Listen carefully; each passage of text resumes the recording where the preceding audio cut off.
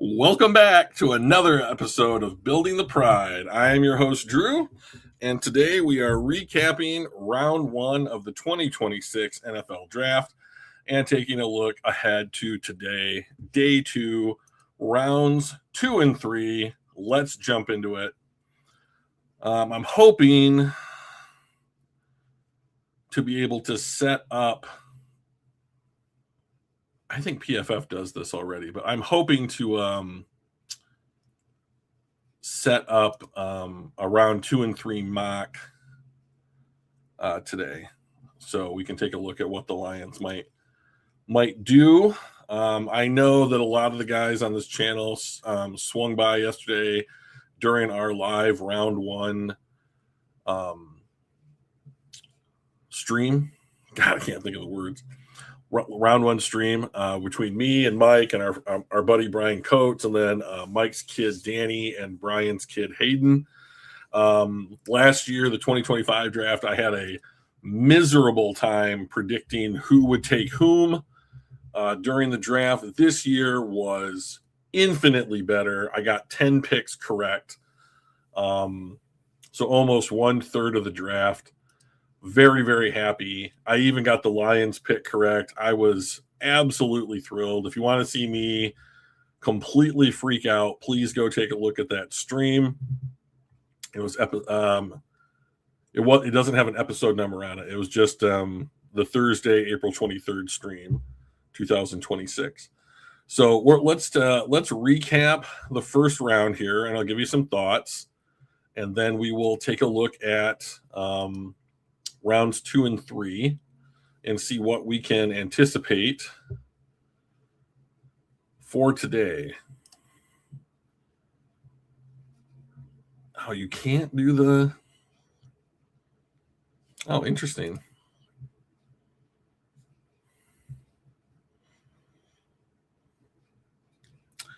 All right, let's see if we can't pre-fill actual 2026 start at pick 33. Oh, that's exactly what we want. All right, so let's do 3-round mock. We'll choose the Lions, enter the draft. Okay, it's already pre-filled, so we're all set up there. So now let's take a look at what actually happened during the first round of the draft. If I can find where I'm actually supposed. Best day of my life. Love Blake Miller. Hey, we're going to talk about it. Give me 1 second here, and we're going to jump in.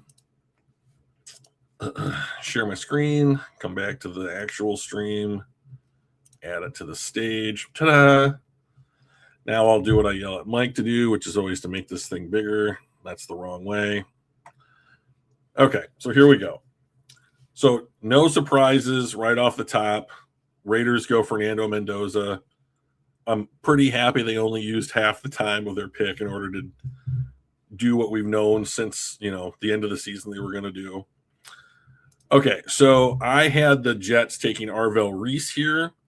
They decided to go David Bailey. I think that they're just betting on the fact that David Bailey is more of a pure pass rusher than Arvell Reese, and I think that they want as little ambiguity when it comes to their season as they possibly can have. Let's see. Arizona goes Notre Dame running back Jeremiah Love. Love the player, really good player. Absolutely hate this pick because Arizona is going to be all in on a quarterback next year, and they need their offensive line to be as good as it can be. And I do not agree with the theory that if you draft an elite running back, it makes your quarterback better. In my opinion, the only way that makes sense at all is in the passing game. Now, Jeremiah Love does accomplish that. He's an excellent pass catcher. They do not have the offensive line to support this player, in my opinion, and they've missed an opportunity to do that. And so maybe they're hoping that they can, I don't know, like you get elite offensive tackles, you get starting quality offensive tackles in the top half of the first round of the NFL draft. Outside of that, they don't make it to free agency. So you're hoping to strike gold on an outlier like finding a starting caliber offensive tackle somewhere outside of the top 15 picks in the NFL draft. Good luck. I mean, we had a bunch of tackles go in the second half of the first round this year. Didn't like the pick, but good luck to him. Tennessee throws a small curveball by going Carnell Tate. See, this is a pick that I believe in more than what the Cardinals did. So they took a pass catcher who's an excellent route runner, and guys who get open help your quarterback throw the ball. So if you want to maximize your quarterback, I very much see picking somebody like Carnell Tate as a solid way to actually achieve that.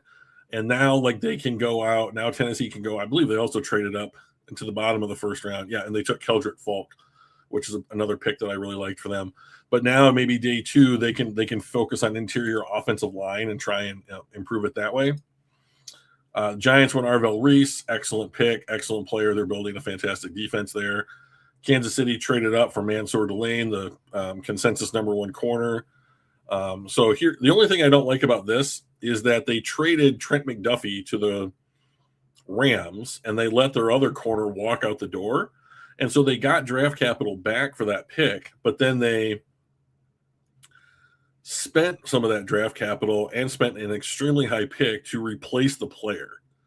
So I think that he's going to be good for them. It's hard to argue like adding a good player to the team, but you've spent what you got in order to get it. So I don't know how I really feel about it. Sonny Styles to the Commanders, excellent player, good fit.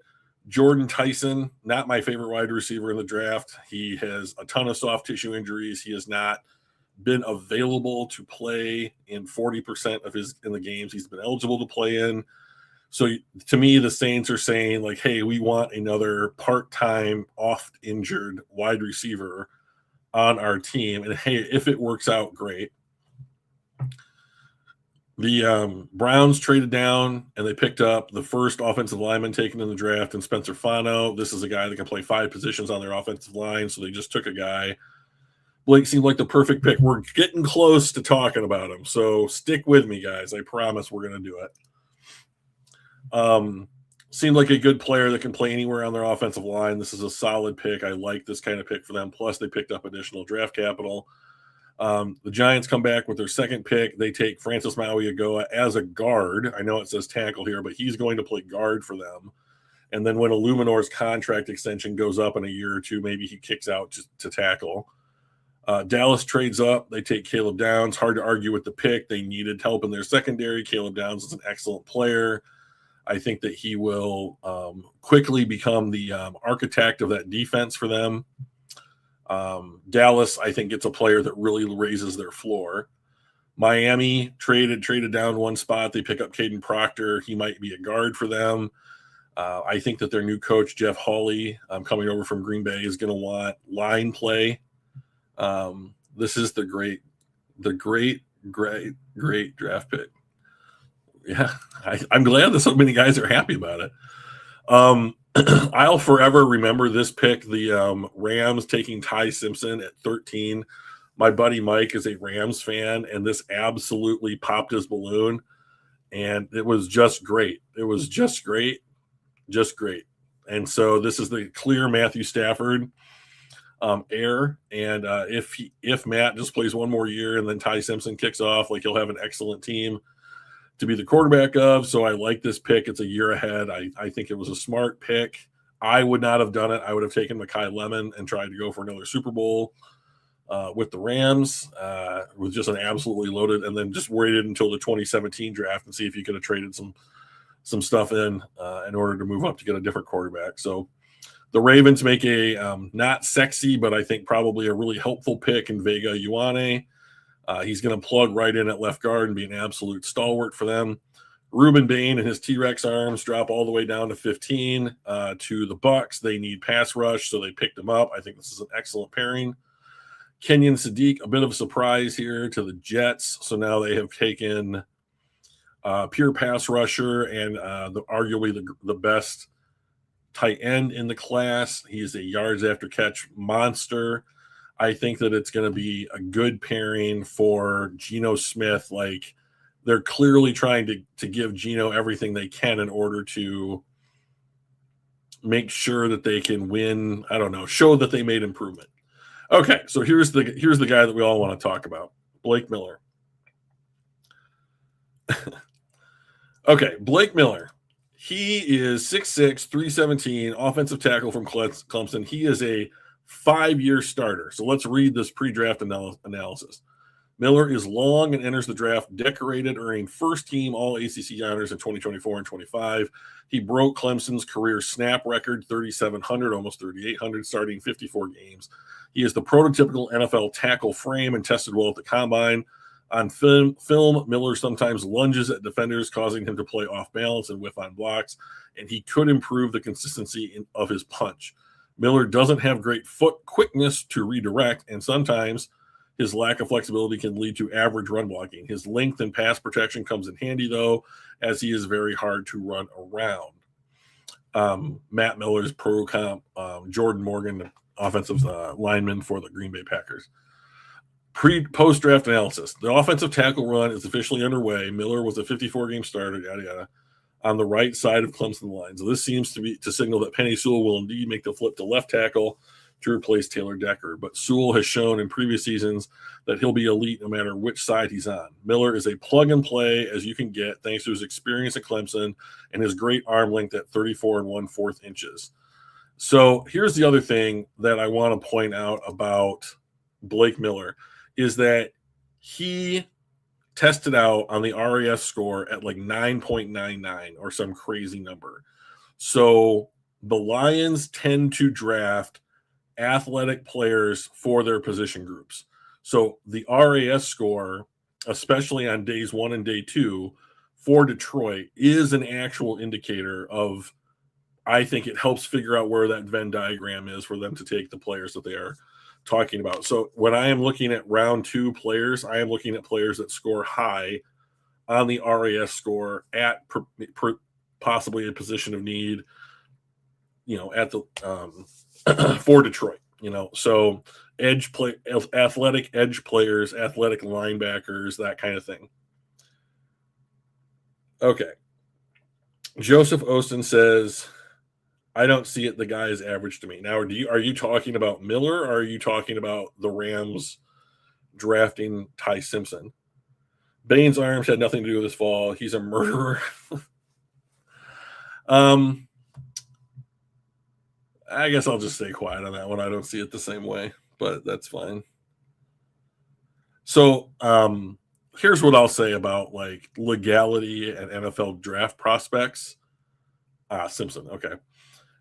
If James Pierce can do what he did and be facing 3 felony charges and simply enter into a 2-month program that officially halts all of the criminal proceedings against him and have everybody on board agree that if he completes this cheesecake silver platter program, that all of the charges against him are going to be straight dropped, then like there's no consequence at all for any NFL player.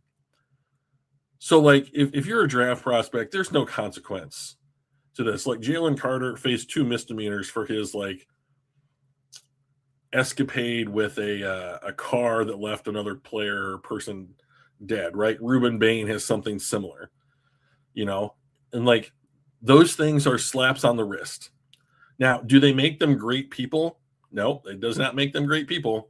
In fact, it makes them not as good of people.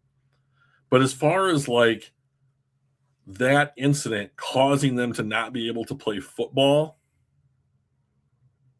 it means nothing. You'd have to straight up murder someone on the street, I think, at this point to have the NFL come down hard on you with some kind of penalty that would prevent you from playing. And like Joseph, you're probably correct, because Pierce is still kind of like an ascendant player as far as his talent is concerned, right? And if he was a 6th round pick and did this, like I'm sure Atlanta would not be going as hard as they seem to be in order to quote unquote, like, we're going to wait and see how the legal process pans out or whatever, right? So that is a huge part of it. They have made a large financial investment. They have made an investment as far as like a future first round pick to add him to their team. So they are invested in him, right? And so I'm not excusing that or defending that. All I am saying is that appears to be enough for them, or however this deal got worked out, to be a sweetheart of a situation for them. And it shouldn't be, and if like in regards to Ruben Bain, like, and in regards to Jalen Carter, like, we know that the Lions had the opportunity to draft Carter back in 2023. They chose not to, right? If Ruben Bain had fallen to them at 17, who knows? Like, I would probably bet that they would not have taken Ruben Bain. Although I would think that would be a player that I would like to have paired next to Aiden Hutchinson. Like, as far as like, if we're just looking at on the field play, I would have been very interested to see Ruben Bain across from Aiden Hutchinson. We have a different guy. We have Blake Miller. So here are my feelings on Blake Miller. This is the least risky pick of any player in the first round of the draft. He has so few flaws that I think that there is almost no doubt that, like, when we look back at this draft class in a year, 2 years, 3 years, we will be like, this guy is as advertised. This guy has been straight up solid. He's granite when it comes to him going out and doing his job and doing it well. Now, I also think that he is simply a floor raiser. He's not going to push the ceiling of the team higher, right? So, like, and that's fine. If this is the kind of pick that gets the Lions running game back to being more efficient, then it's an excellent pick, because that's about the only thing that the Lions offense didn't do well last year. That's about the only place that they took a step back, was running efficiency. So hang on. Let's change these banners around here just a little bit. Round 1 recap. Nope, that's not the right thing. There it is. Nope. Yep. All right, cool. Crushed it. So Brad, in his post-round interview, indicated that he was considering trading up for Blake Miller. I cannot stress what a terrible idea that would have been. So, like, and let's just look at why. So he would have had to have traded up to 12 in order to basically ensure that they had taken the first tackle off the board. And there's no consensus that the Detroit Lions have to adhere to. They have their own board, and clearly, like, Blake Miller was very high up on their board. Effectively, like, I think you can safely say, at worst, he was the second tackle on their board. He could have been the top tackle on their board, but the only offensive linemen that went in front of him were Fano and Maui Agoa, who we know were considered tier 1 offensive lineman prospects. Right. It's the only board that counts. I completely agree. So, and then, of course, the Dolphins took Proctor and the Ravens took Ione. So they got the 5th offensive lineman off the board, right? Effectively, they took the 3rd tackle, and they might have even taken the 2nd tackle. There's even an argument here that they got the first pure tackle off the board, as all 4 of the offensive linemen drafted ahead of Miller could end up playing guard for their teams, especially in year one. Miller's going to play right tackle, right? So if we take a look at, let's drop this, and then we go over here, and we go here, and then we do this. Hang on one second. I know this is probably riveting stuff.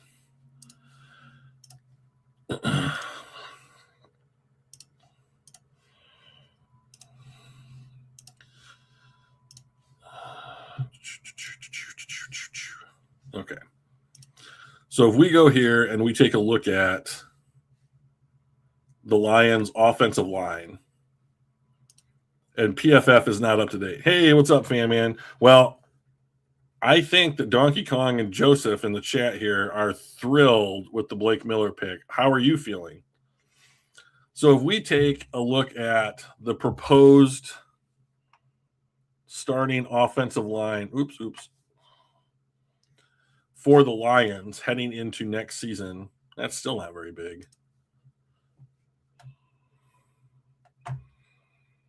Is that better? Nope. Okay. We have projected Penei Sewell at left, Mahogany at left guard, Cade Mays at center, Tate Ratledge at right guard, and now Blake Miller at right tackle. How are we feeling about that potential lineup?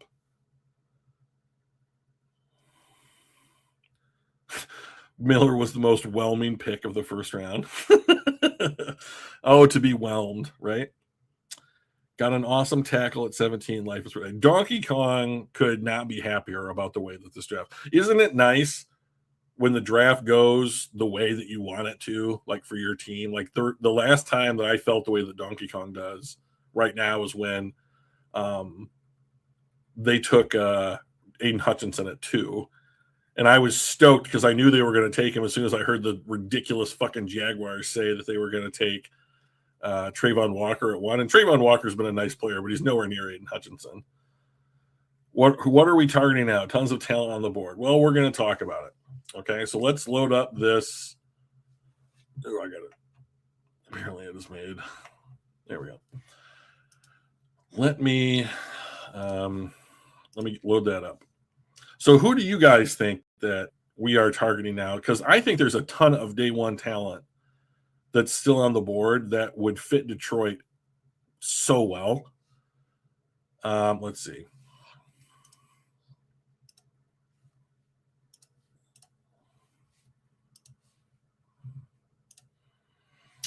Okay.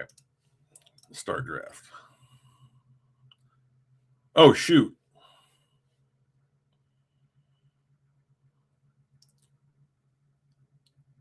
Well, okay. So first of all, first things first, that went way too quickly. So let's take a look at what they did here. So Emmanuel McNeil-Warren, who is a guy that I would love to have on the Lions, went to the 49ers. CJ Allen, who's another player that I could see the Lions being interested in, went to the Cardinals. Cassius Howell to the Bills, who traded 3 times to get out of the first round. That's interesting.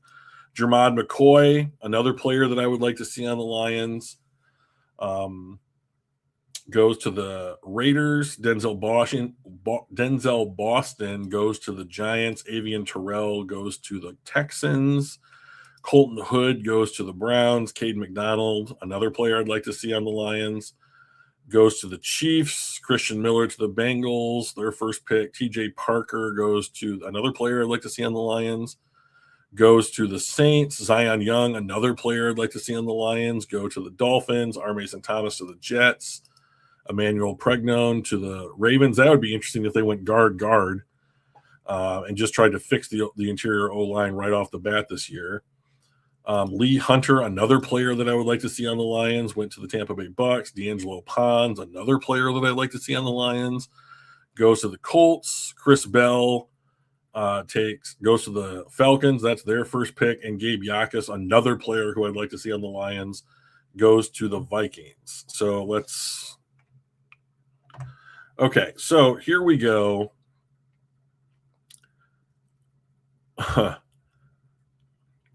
Okay, so there are corners and linebackers on the board. I'm thinking worst case, Blake Miller isn't immediately ready to handle NFL power, so he sits behind Borum for a few weeks and takes over midseason, and we're still okay. Still weak at left guard, but it is what it is. Yakis, he's gone, unfortunately. We love an edge or linebacker. That's a damn good O-line, really. It would be awesome if Brad went left guard in the 4th. Second round, I'm hoping for an edge, linebacker, or safety. Well, okay, so let me make my case. All right. So, like, if you want a safety, can I interest you in either Keontae Scott or my boy Traden Stukes? If they take either one of these two players, I'm really starting to feel good about the defense. I'm really starting to like it because let's look at the best case scenario for the Lions secondary. Okay. Kirby comes back. He's healthy. He can manage the pain of the knee injury. He looks like Kirby Joseph again. Excellent. Right? You have one of the best center fielders at safety in the NFL back on the team, right? Brian Branch comes back at some point this year from his Achilles. He looks like Brian Branch again almost immediately. And then we go into next season. Trade Laporta for pick 33. I don't know that he could fetch that high of a price. That's a pretty elite talent. Like, that would be effectively what he was drafted at, right? But I don't know that another team would want to pay that considering the neck injury. So best case scenario, Branch and Joseph come back and they look like those guys, and you have your safety tandem back together again, right? You take a dude like Traden Stukes. He can play corner. He could be a safety, which means that Branch could move down to nickel, which is where I want to see Branch play. Stukes could be the nickel, right? So worst case scenario, you have interchangeability between Brian Branch and Traden Stukes, and then you could basically line them up however you feel makes the most sense based on who your opponent is. Same thing for Keontae Scott. Like, I see Keontae Scott as more of a pure nickel. So if you wanted to just line him up in the nickel and then keep Brian Branch, as a deep safety, you can do that. The other player here, since Donkey Kong is pushing for a linebacker, is I really like Jacob Rodriguez from Texas Tech. This is a guy that I think that you could plug in at will linebacker, but you'd have to have a different plan for what will linebacker is other than what Alex Anzalone did. I don't think that Rodriguez is the kind of like cover linebacker that like Alex Anzalone developed into. This guy's more of a like see him, go get him kind of a player but the thing I really like about him is the dude causes turnovers. Like, he is an expert at that peanut punch, forcing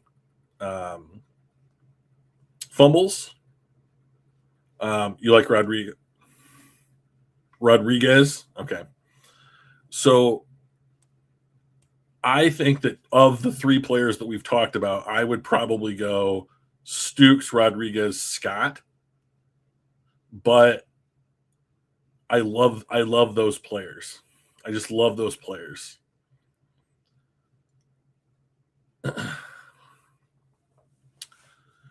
Well, so Brad has typically drafted safeties second or third round, right? So like Kirby was a third round pick he was a bottom of the third round pick. And Branch was middle of the second round, right around where the Lions made this pick. So I don't know. I think that if they take a safety at pick 50, whether it's Scott or if Stukes is still on the board, I think it's pretty telling as to what Kirby Joseph's situation is, which would be unfortunate. So let's take Rodriguez here.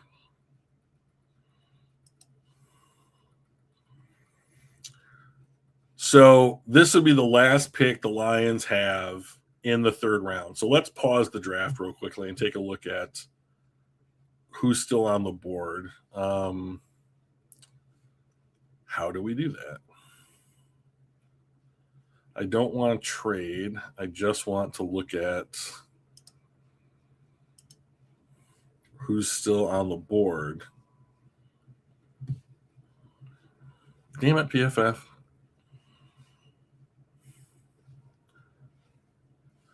Let's see. So, like, we could trade up and try and get one of those two safeties. Of course, we aren't even into round 3 yet. So let's just continue to see how things go. There goes Scott. Oh, there goes Stukes. So now that's a dead dream. And since PFF won't let me stop and look at who's still on the board,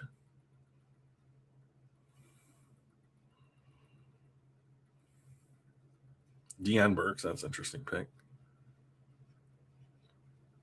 All right, so we're going to stop right around 90, and then we're going to take a look. Oh, there goes Sam Roush. That's a bummer.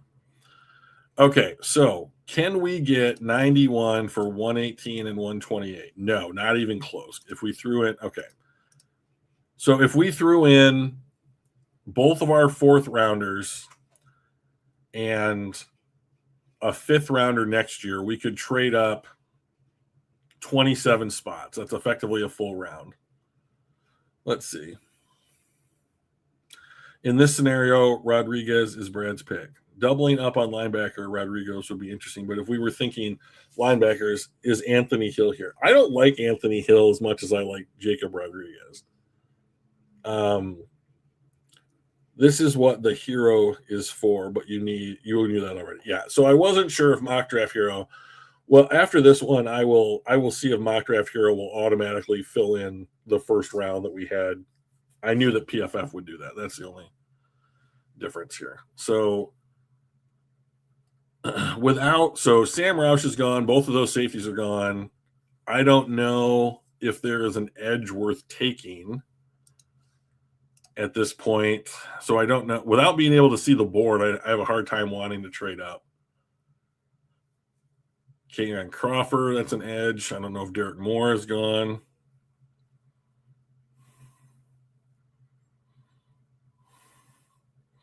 So if the Lions just stick and they take Jacob Rodriguez in at pick 50, would you guys be cool with that? Or, I mean, I'm pretty happy about it since I picked him. Oh, it will let us do it. Okay, let's choose a team.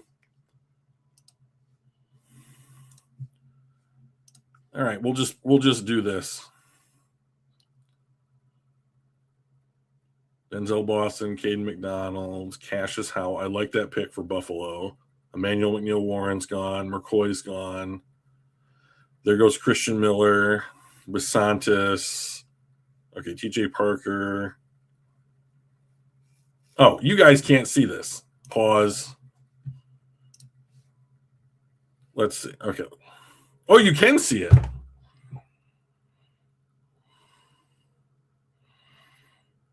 Kirby's career is over. I know that's really sad. Well, that is nice. Okay. Oops. Oh, Zion Young just went. That's a real shame.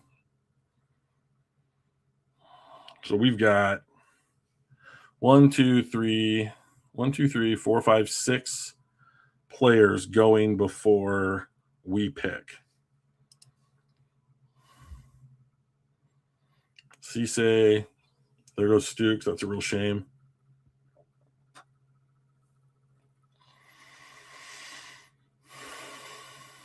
Okay. So Yakus is here. He's in that RAS window. Who else is on the board? Just for giggles.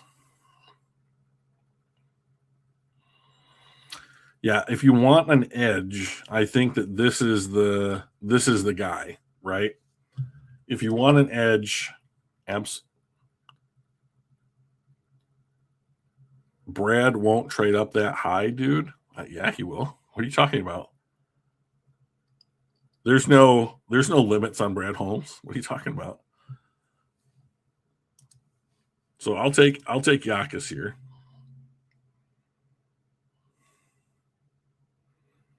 What makes you think that he won't trade up that high? This is the same dude that traded like mid-round picks a year ahead of time so that he could take projects and pure special teamers in a draft. Like there's no limits for Brad. Giannis being on top of the Eric Schlitt grit index is persuasive. He'd be my guy at 50. Okay. Well, so far this draft has gone exactly how Eric Schlitt has predicted it would. Like he has been a Blake Miller dude for months. Bud Clark goes. That was a good pick. Connor Liu. Oh, really? Carson Beck? Wow. I hope they do take Carson Beck. I hope that the Browns just continue to draft like mid-level, day 2, day 3 quarterbacks that all have problems and are not going to be their quarterback of the future. And they wasted 3 picks over 2 years to like make their team better in any other way, shape, or form. I will say, however, that like they are taking so many. They are getting looks at so many of these mid-tier quarterbacks that like if one of them were to like spectacularly hit, they're geniuses. And like if you have the picks, I said, I guess why not?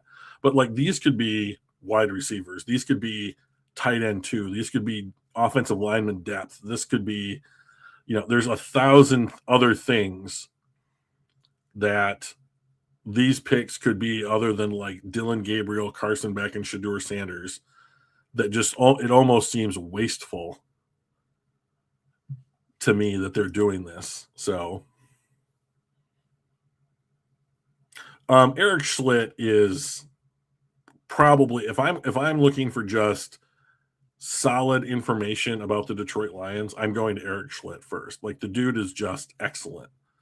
I loved his like scouting matchup articles. Like we're playing the Packers. Here's like their coach tendencies. Here's like how they come out in like these different formations. Like this is how we match up against that kind of stuff. Like it was just excellent insight into like how the Lions do things. And I'm just here for it. So I mean, like that's what led me to Pride of Detroit. Like I first found his podcast that he does with another scout, like Joe somebody. And I listened to that, and then that led me to Pride of Detroit. And then I started reading his articles, and I was just like, this guy's excellent. Okay, let's just take a look at the trade really quick. We could trade down 19 spots and pick up an extra 5th round pick. I don't know if that's something I want to do. Sam Roush is on the board here, and I have a hard time not taking Sam Roush if he's on the board. I don't think that he will be on the board in round 4. I get a feeling that he's definitely going in round 3 or possibly even late 2nd round because he's not trading next year's picks. Okay. So let me ask you this, Donkey Kong. We know that Brad in the past has on at this, well, I guess technically it would have been early day 3. He traded next year's 3rd and next year's 4th in order to take 2 guys almost back to back in round 4. So since they don't have a 3rd round pick this year and Brad sees a guy that he's like, that's our guy, that's a Detroit Lion, you cannot see a scenario where he trades next year's 3rd, next year's 2nd in order to take a guy that he just absolutely thinks fits a role on the team. Because I can see it. I don't know how likely it is, but I definitely am like, oh yeah, that wouldn't surprise me. I wouldn't be like, oh my God, he traded this pick in order to. So I'm going to take Roush here.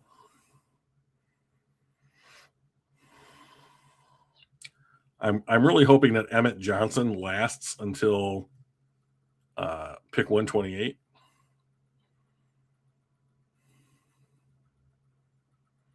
There goes Coleman. All right, so then I'm going to take Emmett Johnson here, and this is my new running back 3. I'll say I'll give Pacheco the nod at 2 right now, but like I think they need a dude with some like oomph to him that he can go out and make a linebacker go backwards, kind of a thing, and maybe Emmett Johnson's that guy. I tend to think of Nebraska players as being like completely overrated because their coach, everyone loves their coach who's never done anything.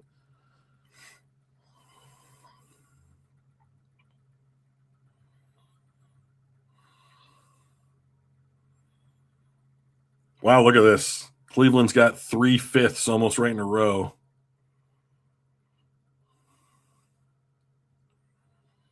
So there's a couple players that I still kind of have in my head. Like one of them is this Red Murdoch linebacker from Buffalo. I'm going to see if I can get him in round 6.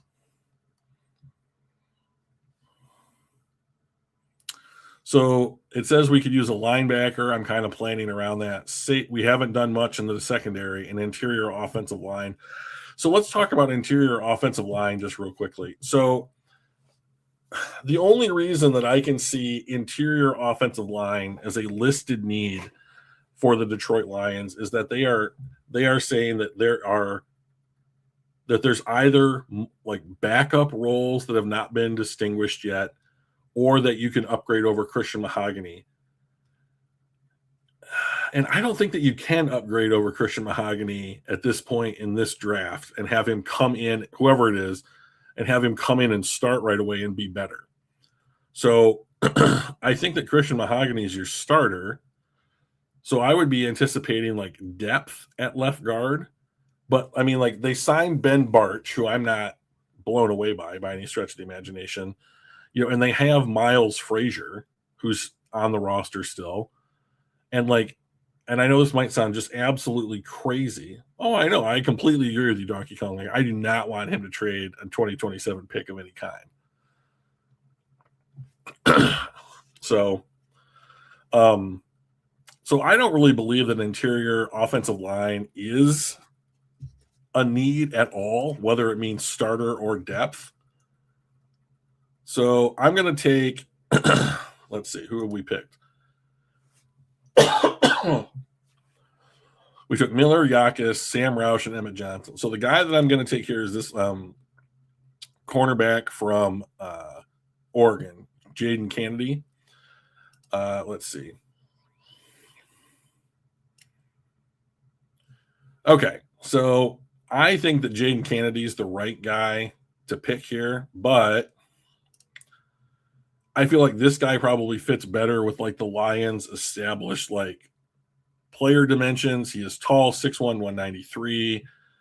Let's see, what did Kennedy run in the 40? He did not run the 40. So this kid runs a 4.41, and that's getting real close to the 4.3s. He is 6'1", 190. So that's good. That's good size, and he's a 9.01. He's a 9.1 on the RAS score. So I think that this Demings kid is probably a better fit for like the height, weight, speed profile that the Lions are looking for. So let's take this kid.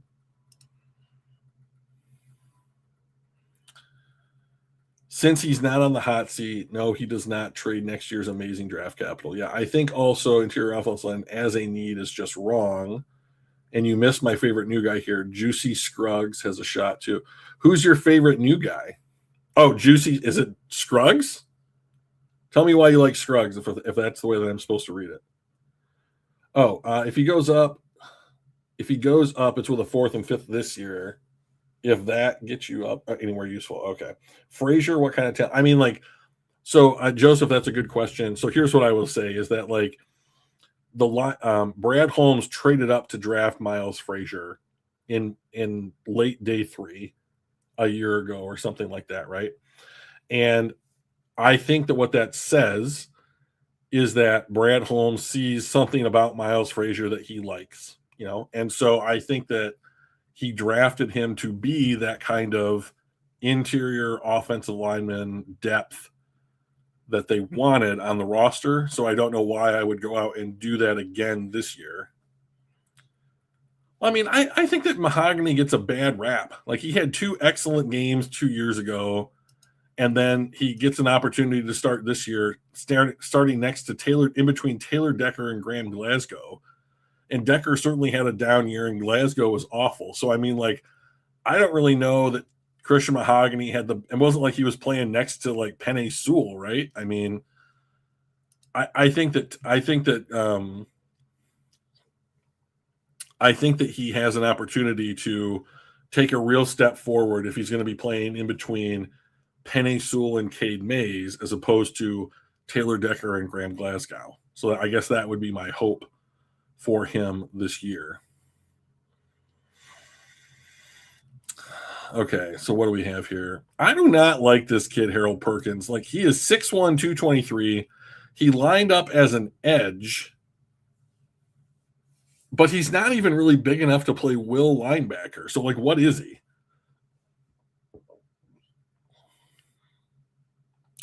His key strength is elite versatility and explosiveness as a pass rusher and sideline to sideline run defender. Okay. So those are both good things. Demings would be a nice pick. I think so. We'll have to see what Brad thinks. But like this Harold Perkins kid, like I have seen like Colton Pouncey over at the Athletic, he has made a case like for drafting Harold Perkins way earlier than this. And what about Elms Orr? Let's see. Is he still out here?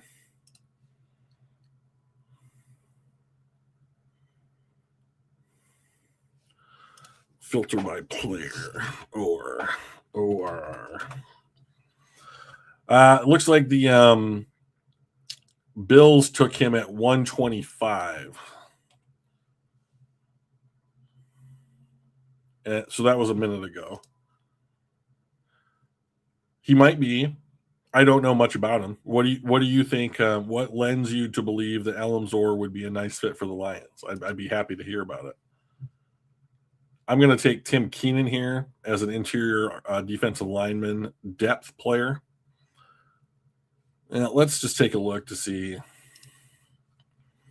where we are when it comes to the other players that I'm interested in. So 195, okay. And then the other guy's like in the 330. So okay, I feel pretty safe drafting Keenan here.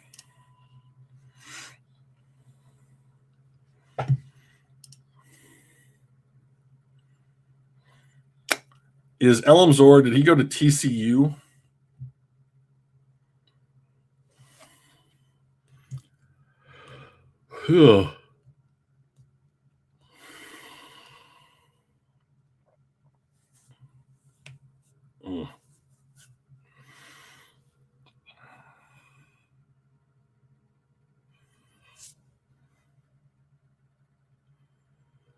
You know what? This is hard to sit through. Let's go.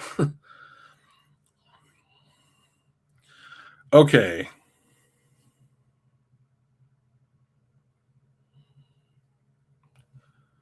Okay, where's my boy?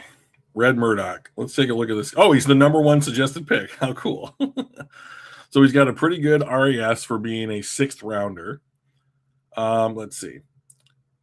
Second in the nation with 156 total tackles and led the NCAA with 7 forced fumbles. His primary strengths include elite diagnostic skills and exceptional ability to disrupt ball security. So, like, okay, 6'2", 230. Doesn't say anything about how fast he ran in any regards. But, like, I think that you could take this guy and have him compete with Rodrigo for the starting will linebacker spot next to Jack. So I'm going to take this kid here.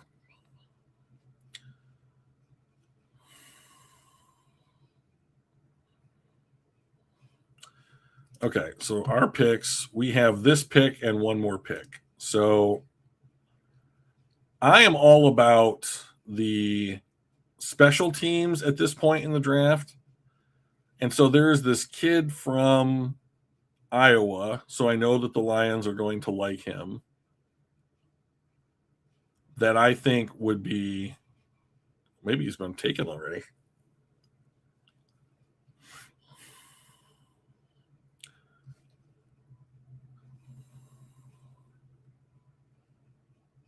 That would be a surprise.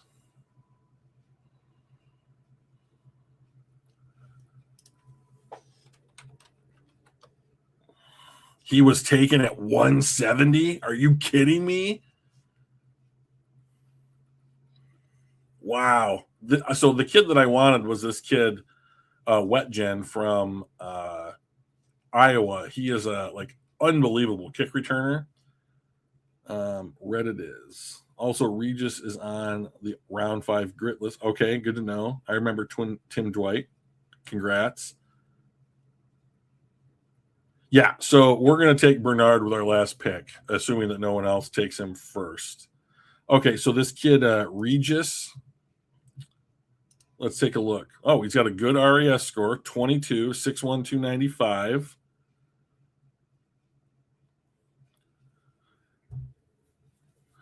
Durable veteran. Okay, let's see. Primary strengths include a powerful bull rush and the lateral quickness necessary to track ball carriers in open space. All right, I think that I just took Tim Keenan, but I am also happy to take this Regis kid here just for interior defensive lineman depth and just have people fight it out. All right, so I believe this is our last pick in the draft. Yep. So let's go take this kid from Nigeria.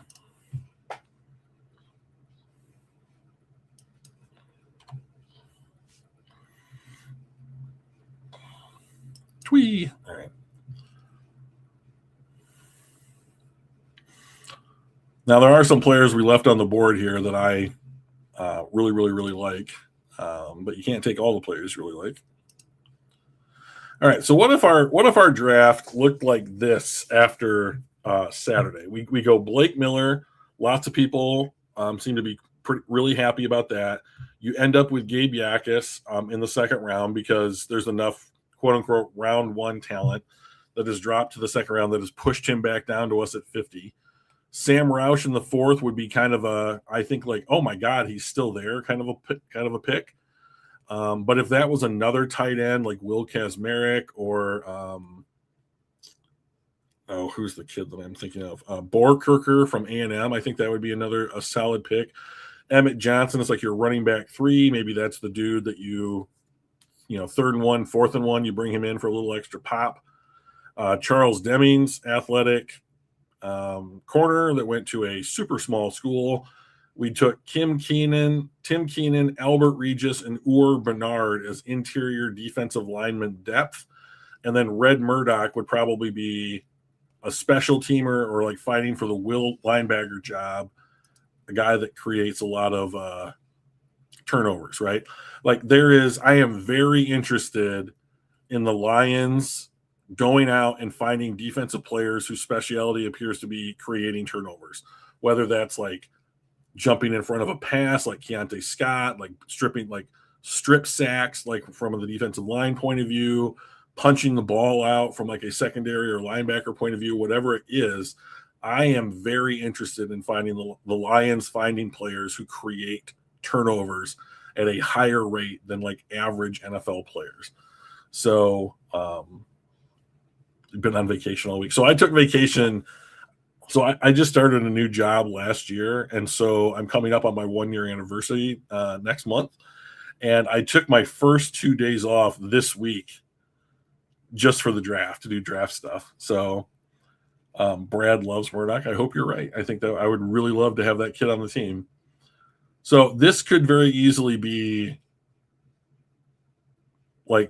look like something that I would be thrilled with this kind of draft. The vision is very clear. There's a lot of solid players. I think that there's a nice combination of entrenched players at highly competitive schools and players that outshined their competitive nature at their schools. Seems to fit the needs of the team pretty well. We didn't trade up at all and give back draft capital. Yeah, I really like this. Let's continue draft. Yeah. Let's do another one. Oh, no, stop. All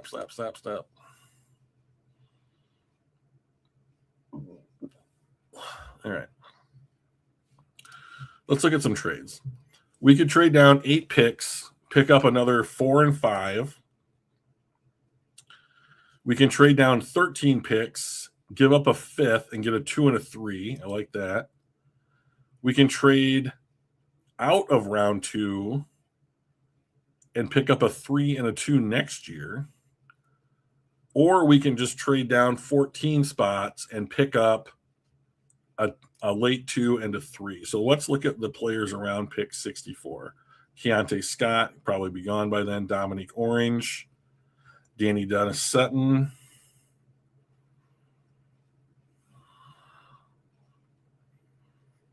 See, the problem is I want picks right around 55 to 60.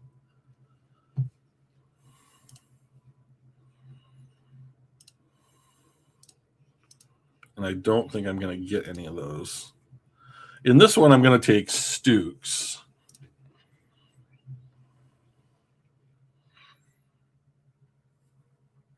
Oh, Yakus went 6 picks later. Yeah. All right. Let's do one where we actually trade down.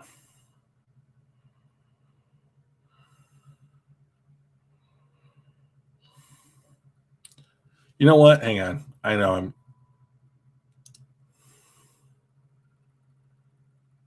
All right, let's pause. In this scenario, guys, let's take a look at some players here that we didn't have access to the first time. There's Jermon McCoy, Emmanuel McNeil-Warren, TJ Parker, Zion Young. There's 4 guys. Has Brad talked about Murdoch or Bernard? Not that I've heard. D-? Okay. Tight end and running back that early is like totally luxury. I don't think so. I mean, I think that they will want tight ends to fill out the tight end room for Petzing. And like, I also think that like, I don't know how much confidence you can have in a running back like Pacheco that you're giving $1.8 million to for 1 year. You know, and if Jahmyr Gibbs gets hurt, I mean, if he has a hamstring tweak or something and needs to sit out a month, like I don't know that you want to pin all of your hopes on Isaiah Pacheco. I mean, are there any players between like Emmanuel McNeil-Warren, Jermon McCoy, Zion Young that you guys would be interested in moving up in the first round for?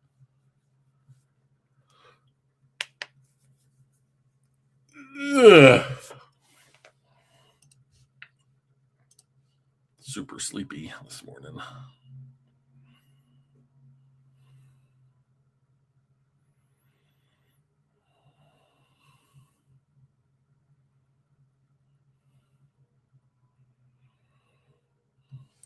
So Al Karsten, you guys might know that name, lists the 10 best prospects available for the Lions on day 2. Let's just kind of read that just real quickly. He lists Keontae Scott, Zion Young, D'Angelo Pons, Traden Stooks, Gabe Yakus, Keith Abney, corner from Arizona State, Jake Golday, linebacker from Cincinnati, Christian Miller from Georgia, Jayshon Barham from Michigan, Kyle Lewis from Pitt. I want to say one thing just right now. I'm a Michigan fan. You guys probably know that. I have watched the entirety of Jayshon Barham at Michigan. I do not believe in this kid. He is unrealized potential across the board.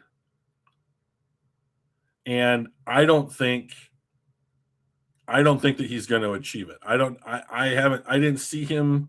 I see the potential, but like for whatever reason, I do not believe that he is going to realize that potential. But only Brad Holmes.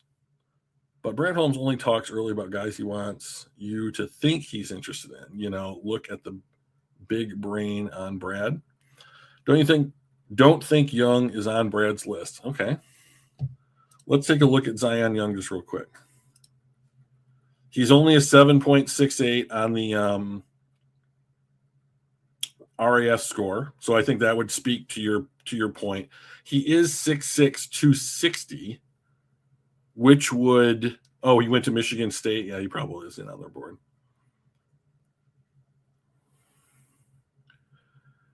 Evaluators note Young's combination of length, power, and motor as strengths to help him win one-on-one matchups, though occasional penalties and consistency against top offensive tackles have been areas of scrutiny. So in the NFC North, just the teams that we were going to play twice against, is there elite tackle play?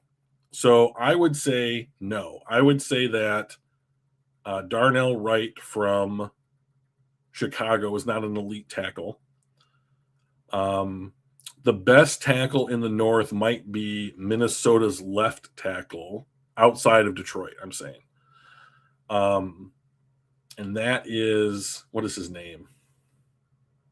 What is Minnesota's left tackle's name? Christian Darrisaw. And then the Packers have, what? Tom Young, what's his name? Ryan Toms. Helmet swinging too. Just don't. He swung his helmet at somebody. Allegedly, Zion got a DWI after his bowl game, but I think he would be a deviation. Okay. Zach Tom, thank you. Yeah, okay. All right. So maybe Zion Young is not on the board for the Lions. That makes a pretty good point. So if we whittle that list down to Emmanuel McNeil-Warren, TJ Parker, or there's one other guy, or Jermod McCoy, would you guys think that any of them is worth moving up for at this point? And like, how far do you think? So Brad's typically only moved up like 3 to 5 spots. So maybe we should see who's on the board around pick 45. Let's do that. Parker's gone. McWarren's gone. McCoy's gone. Okay.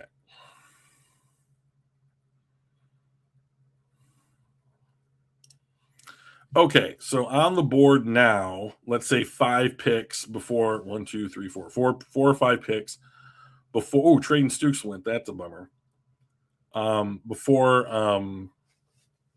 the Lions pick here is now most of those targets are gone, right? So CJ Allen is technically still on the board. He doesn't have an RAS score.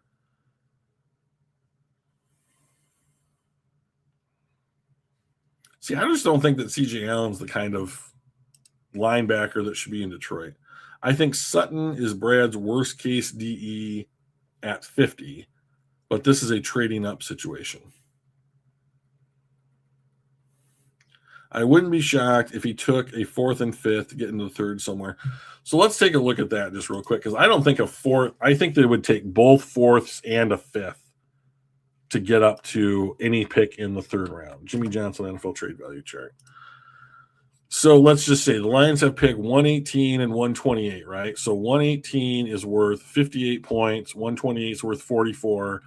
So that's 102, and then the Lions have picked 157 in the 5th, so that's 130. And so technically they could move up to anywhere between picks 93 and 100. So we're talking 1, 2, 3, 4, 5, 6, 7, 8, 9. So if they traded both 4ths and their 5th, they could get to the bottom 10 picks in round 3. So is that what you're hoping for?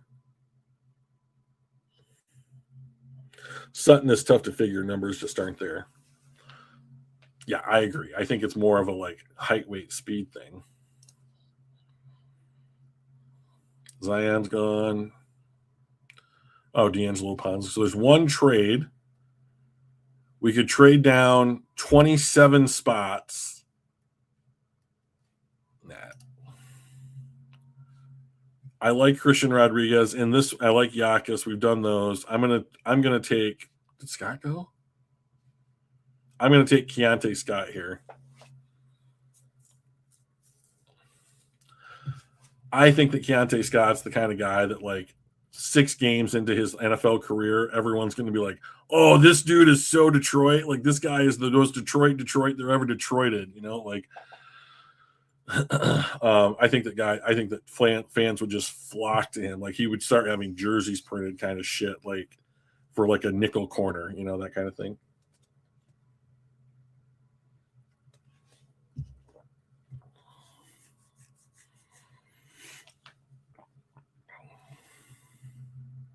This will be our last scenario. I got errands that I have to run today.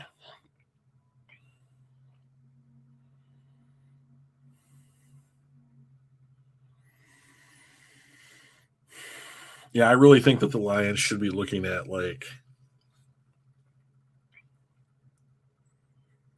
impact defensive players. I think that's the way that the team should raise their floor, so to speak. Okay, so we have a corner in Devin Moore that was not here last time. So like rare physical range and effectiveness at the line of scrimmage, though his medical history remains a primary concern. He proved his reliability in his final campaign by appearing in all 11 games and holding high-profile opponents to minimal production and coverage. Well, that's kind of what you want to see. He ran a 4.5 40. Now, remember, Brian Branch ran the same thing. He's pretty good. Oh, here is Caleb Elms-Orr. Let's look at him. Ooh, a 9.3 RAS. Okay, that speaks well for him. 4.47 40, 4.41 shuttle. High volume tackler, recognized for his sideline to sideline range and instinctive ability to stop the run. His draft profile is defined by elite pursuit speed and a consistent motor that makes him a primary playmaker in the middle of the defense. So we took Keontae Scott.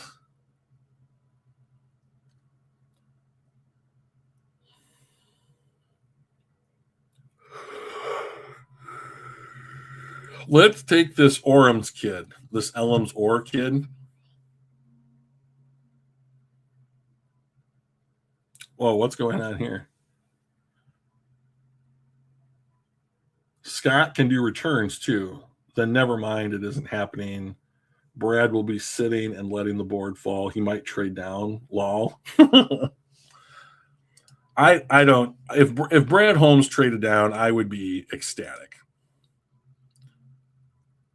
All right, so we took this Elms-Orr kid, which makes me a little worried because now if I add Red Murdoch later in the draft, I'm not as optimistic of him being able to make the roster. Let's take this Brennan Thompson kid. This kid was the fastest kid at the combine. And not that I'm like one of those speed junkies or whatever, but Khalif Raymond's no longer on the team. Khalif Raymond's number one asset, I think, for being on the Lions for as long as he was that he was exceptionally fast, and it made him a really good punt returner. I took the over 3.5 total Holmes trades this draft, starting to think I wasted some money. I'm telling you, man. What does it pay out? Let's see.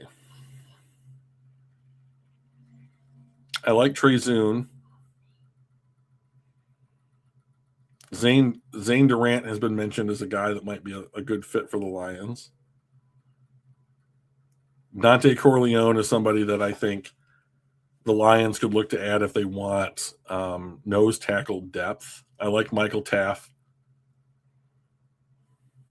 Here's Nate Borkerker. We have not taken tight end, correct? No. There appears to be no edges. Tyreek Sapp.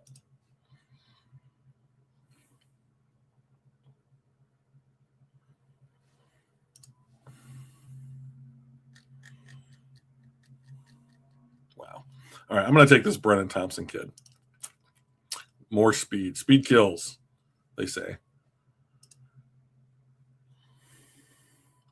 I mean, Brad might have a really active day 3. I mean, you don't know, right? I mean,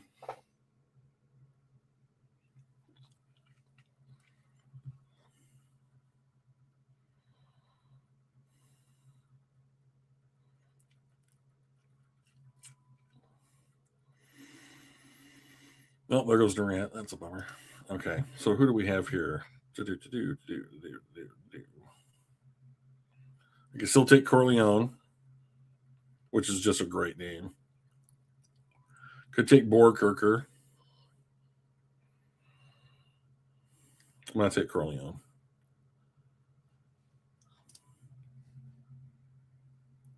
Six one 320.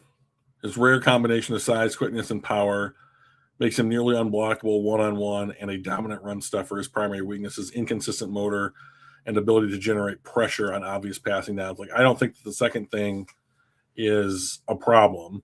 The generating pass rush. I think that this is the guy that, like, this is a DJ Reed of DJ Reed mold or what have you. So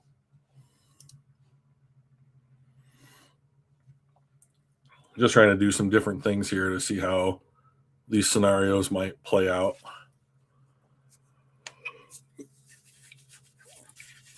Oh, man.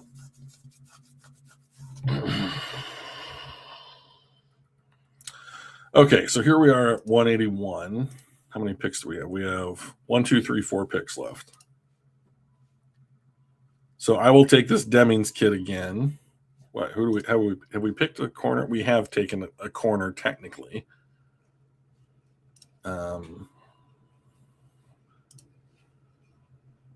Yeah, I guess technically this kid's a better fit than Taff at this point. Like, since Scott basically counts as a safety.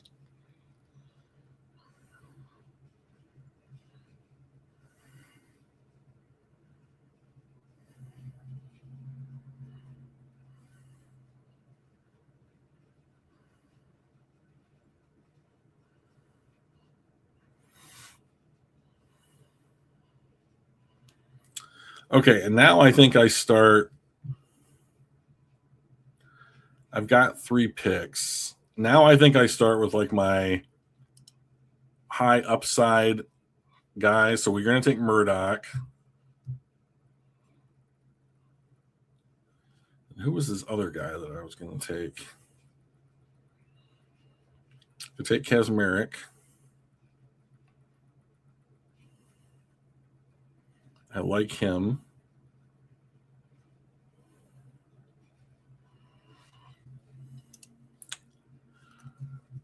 Take Kazmarek. I like Kazmarek.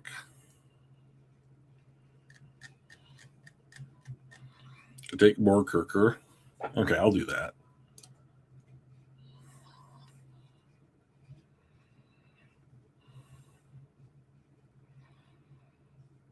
And then I'm going to take that Bernard kid.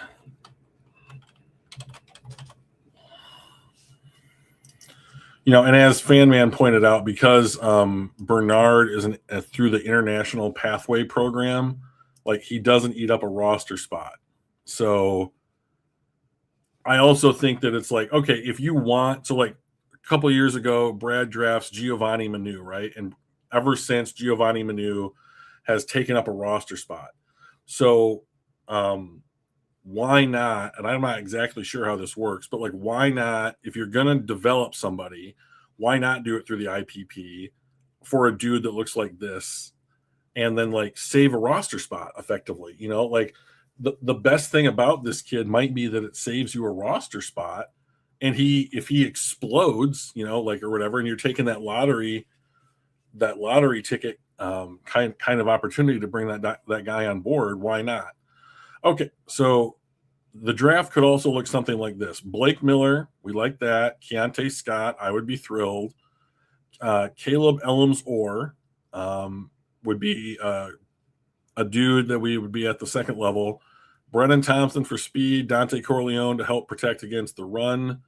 Charles Deming, outside corner, project. Red Murdoch, special teamer plus Will linebacker. Borkirker for the new tight end room, and then Uar Bernard as a, I think, developmental defensive lineman that doesn't eat up a roster spot. So like something like that, I think, I mean, like, if we're talking about maximizing resources, you know, I would, you know, if it's going to be a roster spot or whatever, like taking a kicker from the IPP, like these Scottish guys and these Irish guys that want to convert from soccer players into kickers, like why not try that and just bring them in for like tryouts or whatever, or or what have you, and like just try and maximize whatever resources you have availability to maximize. So I don't think that there's a ton of great trade down options in round 2 for us. I mean, like, I think that the guys that the Lions would be wanting to add to the roster are going to be right around that like 40 to 50 range. So trading out of that range does not seem to be advantageous for them. So anyways,